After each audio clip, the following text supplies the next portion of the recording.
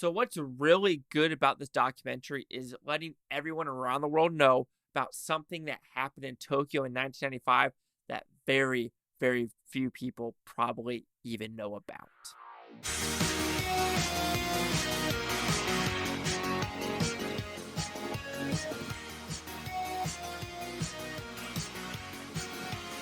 Chase Lee Hockey here with the Blue Futon reviewing AUM, the cult at the end of the world. So what's it about? It's a very simple premise actually. This talks about the Tokyo or the Karamasaki subway attack that happened in 1995 and where a bunch of people died.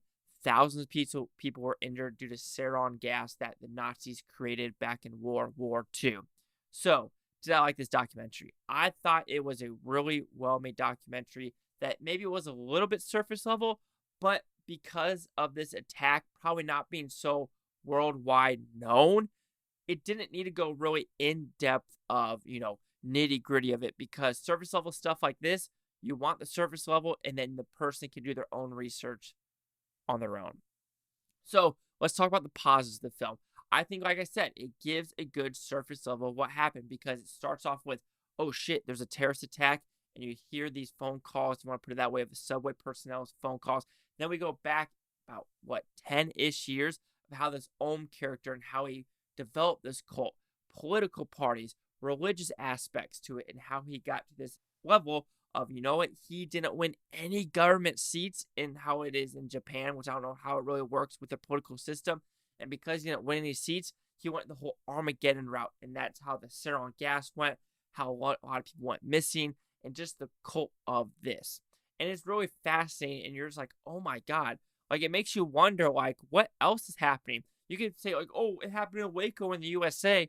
But I think the Waco thing is not the same as this. They didn't go around like shooting people. Yeah, you could say there's other cults around there, like the suicide cult that happened in South America, if I'm not mistaken. So there are a bunch of cults around the world. And this is just one of them that sheds a light to it. Like I said, I knew zero about this. And like I said, that is the positive with it, with some people like me just being dumbfounded of like, oh shit, this really happened. These people actually think they could float with yoga and levitation and things like that. So I think it's really positive with that. And I think who they interviewed were past, parents with children that were in the cult. I think a British person that was living in Tokyo at the time at a magazine company, and then other people involved with like all other cult members, which I think that cult member that they decided to interview had no remorse. It was probably fascinating where he's just like, yeah, I'm probably the number one hated person in Japan, but oh well. So it lets you think about these cult members and other people of like, do they really have remorse?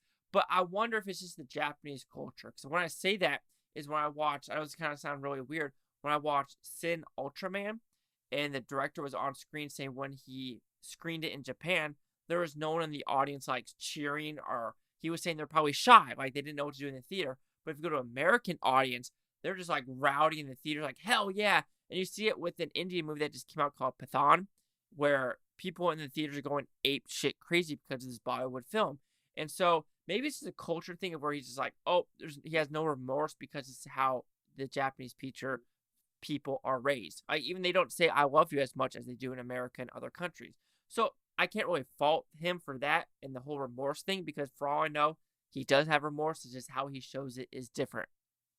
But you could say the negative of this documentary is it is surface level. Like, I would like to get more information about some more children cult members or maybe some cops that refuse to do some research into these cult members or other politicians during this time of, in 1992, 93, I'm probably getting those dates wrong, maybe it was 89, of, this rivalry, if you want to put it that way, of votes or these town folk or what they thought about this person. So they didn't really go into that level, and they went really depth into the past of this Ohm character.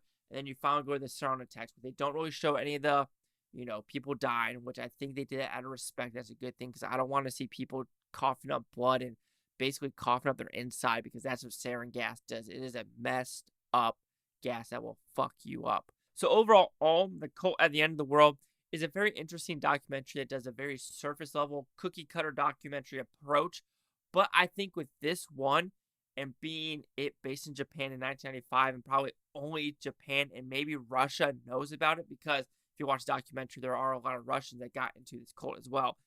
It's probably not worldwide.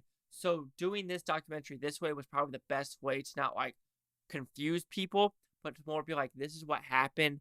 Now it's time for you to do your own research. So AUM, the cult at the end of the world, will receive a 3.5 out of 5 of Futons equals at 70%. So the critics' scores gave this one. So you have critics a 75% with 12 of them, no critic consensus. So that's about right, 75, 70. Chase out with the Blue Futon, like, comment, subscribe. Let me know things Booftonian, Booftonians. Thank you for watching. Have a fantastic day. And it makes you wonder, how many cults are out there? Would you be part of a cult? But it also makes you wonder, because people say, like, people are in the cult right now, like, oh, you're part of this party, you're a cult, this party, you're a cult. It's like, I don't really think people really know what cult is anymore. Kind of just like other words, buzzwords, internet buzzwords. People just use them like bigot, racism.